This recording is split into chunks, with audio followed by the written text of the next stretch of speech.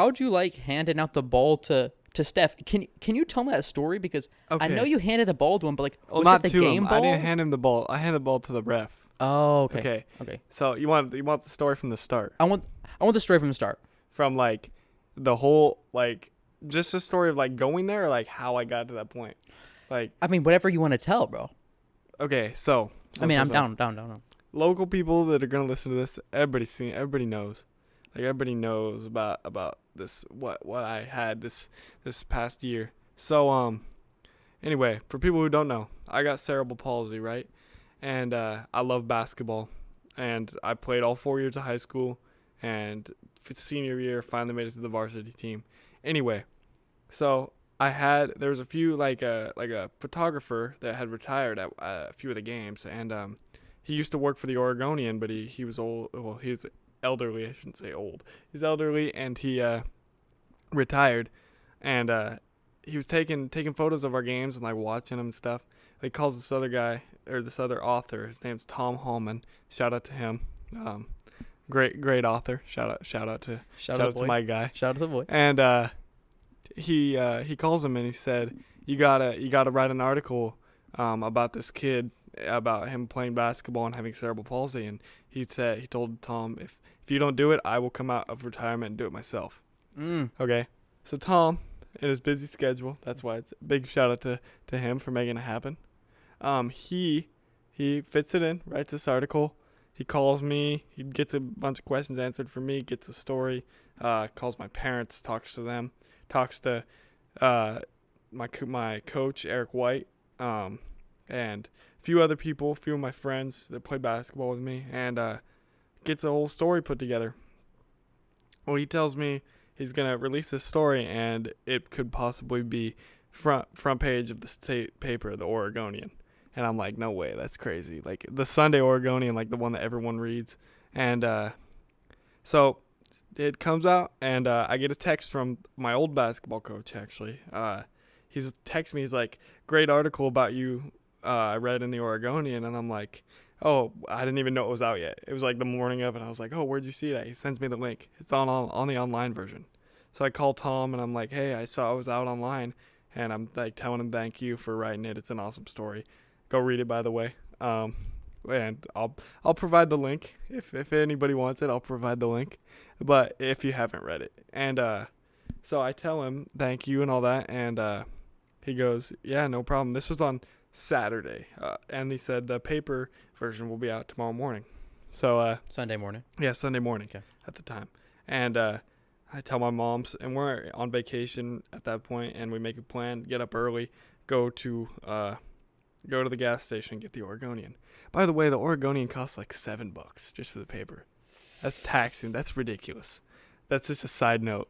That's insane, bro. Anyway, so we go there. We get like a few copies, right? And this article pictured me shooting a jumper over some kid that plays for Gaston. Yeah, I gave him that bucket. You already know. and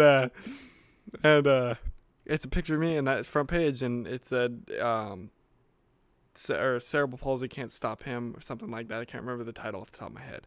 Anyway, so this article is just insane. It's in the paper. It's got like 4,000 shares online, and everybody's sharing it. Like people are texting me, tagging me on Facebook, Instagram, and just posting about it.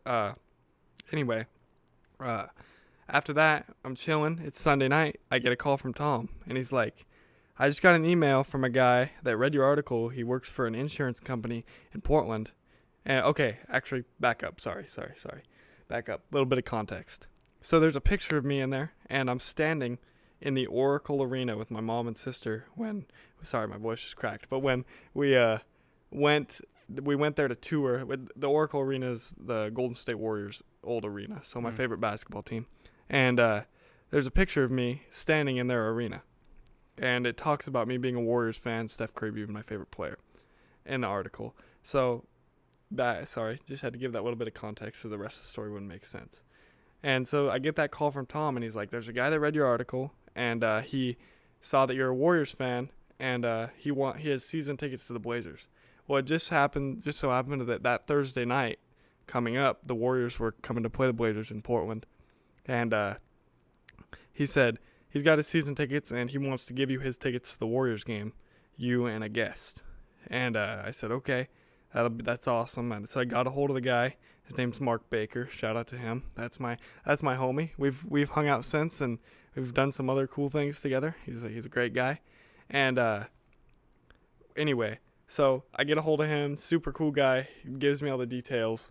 So then I'm like excited. We're going to the Warriors game. It's gonna be dope, right? And I get everything in line, get the tickets, get my COVID test. We're all locked in. So on Tuesday, so two days before the game, I'm on my way home from school, and my mom calls me. She's like, "Get here to my office right now. I got a surprise for you." So I'm like, "What could it be?"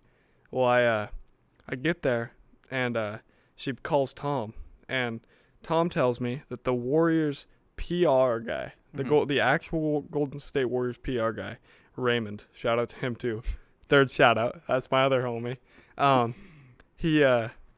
He read the article, and he wants to set it up to where I can go to the Blazer game and meet Steph and be his like guest of the night, right? So I'm freaking out. Like, That's this insane, is awesome, bro. Yeah, this is awesome, right? So then I call and I tell Mark about it, because Mark didn't have anything to do with that part, and he's like, "That's awesome. That's gonna be sweet." And he sets some other stuff up, pulls some strings, and gets a hold of one of the Blazers workers, and he sets it up to where I can get in early and deliver the game ball to the ref.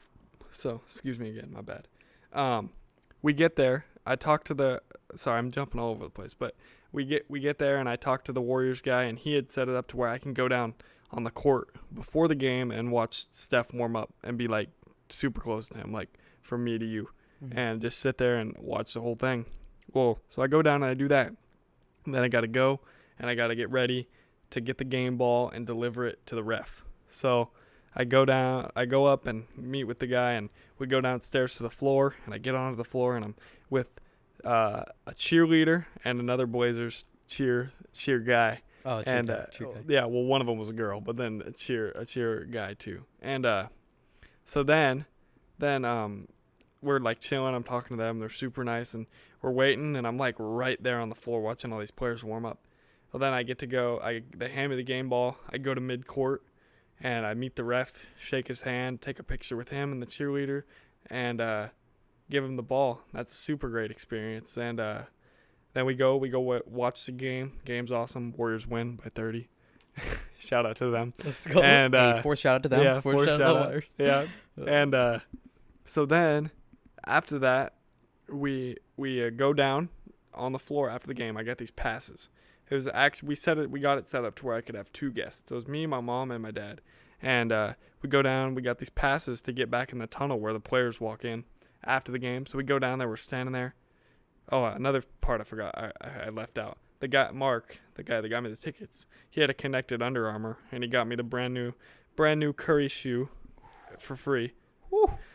And I brought those in because I was like, I'm getting them signed, right? So, yeah, I have a signed pair of his shoes, which is pretty sweet. And so I'm chilling there, and we got to wait for a long time for him to come out. He's like one of the last players after he gets all his post-game stuff done. But while we're waiting, every single Warriors player walks by. I have a hat, and they sign it. So I got, except for one player because he didn't travel with the team because he was hurt, but I got every other signature on that team. Damian Lillard, he walked back there. I went up to him, and I was like, "What's up, Dame?" And he dapped me up, homie, for real. And so that was cool too. Met him and got all the Warriors signatures and all that stuff. That was sweet. And then Steph comes out, and we go up. We're talking with Steph, just chopping it up, and he signs my shoes for me. We take a picture, and that was it. It was lit. The whole story was lit. That's it, bro. Yeah. That's awesome, man. Yeah, it was dope. That's a homie for real. Dude, I don't even know where I can go after hearing that, because, like, that's just so awesome, bro. Yeah.